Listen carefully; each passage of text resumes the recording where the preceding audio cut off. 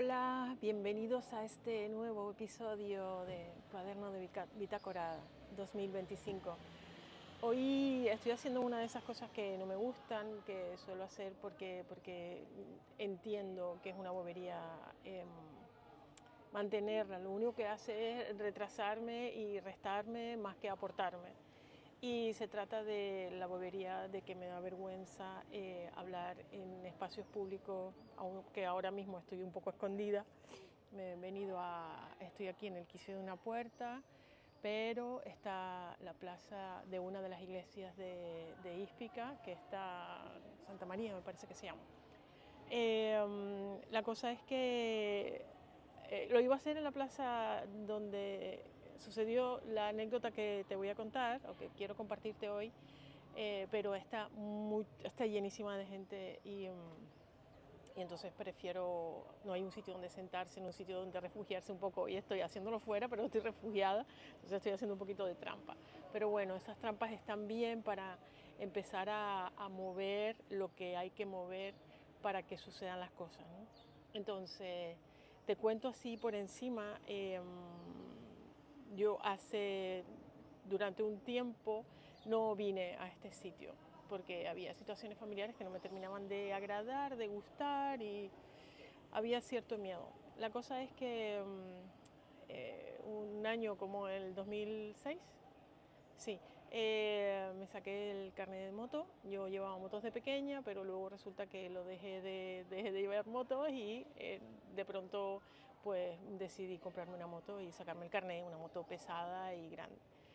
La cosa es que, como hacía mucho tiempo que no venía y además quería hacer una cosa especial, ese verano decidí hacer un viaje en moto, venir en moto yo vivía en Tenerife, en Canarias, y la cosa era venir hasta este pueblo, que es el pueblo de mi padre, era el pueblo de mi padre, ahora es el pueblo mío, venir en moto, ¿no? Ya que iba a venir a hacerlo de una manera como algo especial.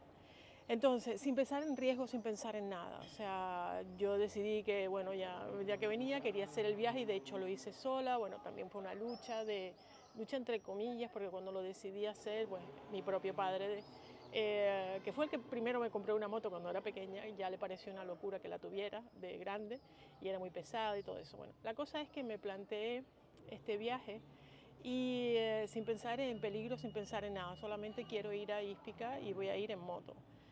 Resolví todos los asuntos técnicos del trabajo, del transporte. La moto fue transportada desde Tenerife hasta Barcelona en barco, luego la recogí allí, un pequeño problema de suciedad de una parte. Bueno, lo cierto es que no había navegadores, o sea, el teléfono que tenía era un teléfono normal para la época, estamos hablando del año 2008, y no había internet a la mano, o sea, quiero decir que la idea era ir avanzando con la moto hasta cuando me cansara, encontrar un sitio donde dormir, donde refugiarme y, eh, y seguir. Entonces, como lo hice a principios de julio, pues llegaba a los hoteles sin reserva, preguntaba cuánto costaba la habitación, si podía guardar la moto en un garaje.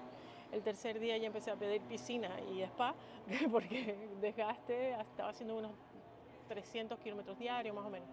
Sin mapa, simplemente me levantaba y tomaba ruta. Como tenía una dirección fija al final, la cosa es que el viaje se prolongó durante unos 13 días, más o menos. Llegué, el último día fue bastante largo porque en el mapa había una autopista dibujada que en la realidad no existía y allí donde empezaba a hacer la travesía en 5 horas me tomó desde las 7 de la mañana hasta las 10 de la noche. Con barco incluido a mitad de ese día. Comí 2 veces encima de la moto debajo de un puente en la especie de autopista esa que no era autopista, y un camionero en el barco que me traía de Mesina que hace la travesía desde la península hasta la isla Mesina, me dijo, yo te vi con la moto y no sé qué. Bueno, la cosa es que ese día, bueno, desde las 7 de la mañana hasta las 10 de la noche, era de día todavía, porque estamos hablando de julio. Llegué destrozada, me caí al suelo cuando me terminé de duchar, me tiré al suelo porque el cuerpo estaba destrozado, ¿no? no solamente el cansancio de estar todo el día ahí, sino era el final del viaje, final de la travesía, el cumplimiento de cumplirme la palabra. Y 2, 3 días más tarde, cuando ya el cuerpo estaba recuperado, había dormido lo suficiente y saludado a todos mis tíos y estoy aquí, estás aquí, hacía 11 años que no venía, me bajé a la plaza, esa que está llena de gente ahora, y sobre las 10 de la noche, una cosa así, había como un pequeño concierto y la temperatura, aquí hace bastante calor, cuando se pone caliente, se pone caliente. Pero ya cuando llegaba la noche la temperatura era perfecta, el cuerpo ya estaba descansado, más o menos. Di una vuelta a mi alrededor, o sea, miré el cielo, de pronto cayó una estrella fugaz, fue como súper mágico.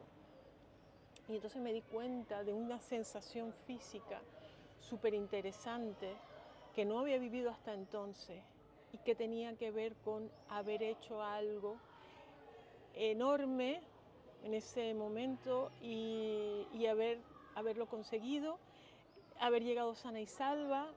Un tiempo después me di cuenta con el coche que realmente la peligrosidad a la que me expuse de manera inocente, a veces la inocencia ayuda muchísimo, de manera inocente porque el tráfico, la moto es peligrosa, bueno, las motos, todo es peligroso, ¿no? Ir en moto es un poquito más arriesgado que ir en coche y además en carreteras que no conoces y además con cómo conducen los italianos, o sea esta historia. Entonces, inocente a eso, yo me propuse ese viaje, igual que me he propuesto otros muchos. Entonces llegar y ese momento de resumen de todo lo que había pasado, de pronto respiré ese aroma. En este pueblo huele a jazmín, de hecho esto es un jazmín y es el recuerdo que siempre tengo, ¿no? Característico de lo que pasa aquí. Pues ese momento, plaza, temperatura, brisa, cuerpo descansado, además después del agotamiento viene como una especie de reflorecimiento. Sonaba un poco de música y de pronto me dio como una sensación de plenitud, de tranquilidad, de logro, de superpoder, pero no de superpoder en plan, no, una cosa como interna, íntima y fue fantástica. Desde entonces las cosas que hago, muchas veces incluso las pequeñitas, creo que son para encontrar otra vez esa sensación de plenitud interna, de autosatisfacción, porque al final, y lo que quiero compartirte es que esa meta era mía, ese sueño, ese proyecto era absolutamente mío. Mira tú, cualquiera diría, mira tú, irse chiquita o lo que sea, una locura, o a quién le importa eso, qué vidas cambia eso, ¿no? Y la vida que cambió fue la mía, no porque haya tenido luego un giro, ¿no? Pero he tomado esa experiencia de ese logro de poder hacer lo que había pensado que quería hacer y lograrlo como una confirmación de que todo eso que uno quiere lo puede lograr de alguna manera o de otra, a veces más pensado, a veces llegan, ¿no? Hay muchos sueños que he tenido que no he tenido que trabajar tanto en ese sentido, ¿no? Sino que simplemente han llegado y me he dado cuenta después, ¿no? Y entonces es como, ¡oh! He conseguido esto también que quería tanto. Llegan como por debajo, ¿no? Como entre otras cosas.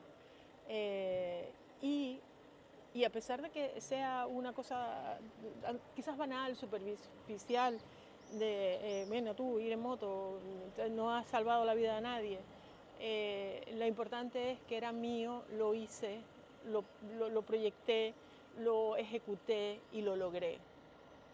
Y aunque no lo hubiera alcanzado de esa manera, que no entiendo cómo no podía haber pasado, porque antes o después, al final, llegan las cosas que quieres. La cosa es poner el foco en eso y cuando no estés pensando en eso positivamente, por lo menos no estar pensando negativamente. A veces hay planes que se hacen como a mucha distancia y no todos los días estás pensando en eso, ¿no?